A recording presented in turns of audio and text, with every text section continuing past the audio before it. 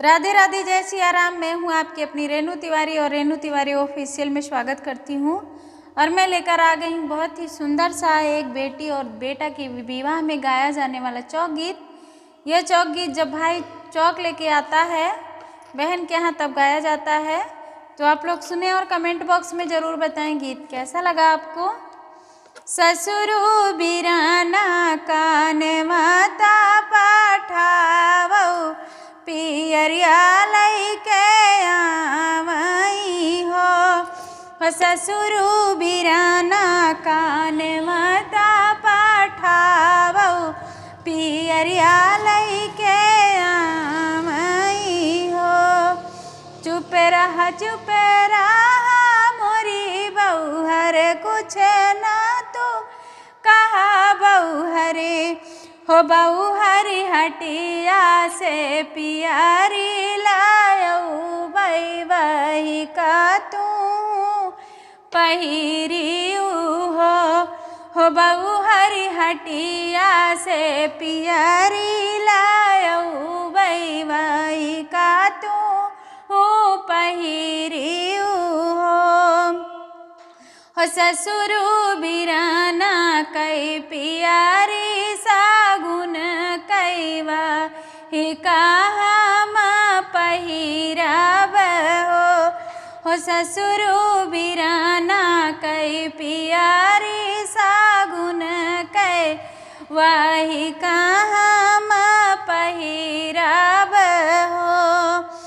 जेठवा बिराना कान माता पाठावो पियरिया लैके आवई हो। जेठवा बिराना कान माता पाठावो पियरिया लैके आवई हो। चुप रहा मोरी भायो कुछ ना तू कहा भायो हो। भायो हटिया से पियारी लायऊ बई वाही का तू पहिरी हो। भायो हटिया से पियारी लायऊ बई वाही का तू पहिरी हो। जेठवा बिराना कै पियारी सागुन कै वाही कहा माँ पहिराब हो। जेठवा बिराना कै पियारी सागुन कै वाही कहा माँ पहिराब हो। हे देवरा बिराना कान माता पाठावो पियरिया लैके आवई हो। देवरा बिराना कान माता पाठावो पियरिया लैके आवई हो।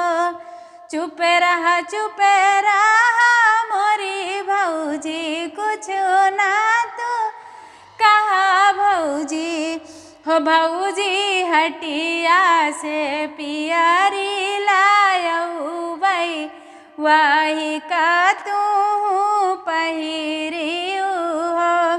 कि भौजी हटिया से पियारी लायऊ बई वाही का तू पहिरी हो। आगे आगे आवई घिऊ गागर पियारी गावर हो। सखिया नीले घोड़े आई गए बिराना कै पियारी सागुन काई हो। कि सखिया आई गाए बिराना हमार तो बिराना कै पियारी सागुन कै वाही कहा माँ पहिराब हो। चौक गीत मेरा कैसा लगा आप लोग कमेंट बॉक्स में ज़रूर बताइएगा। गीत कैसा लगा।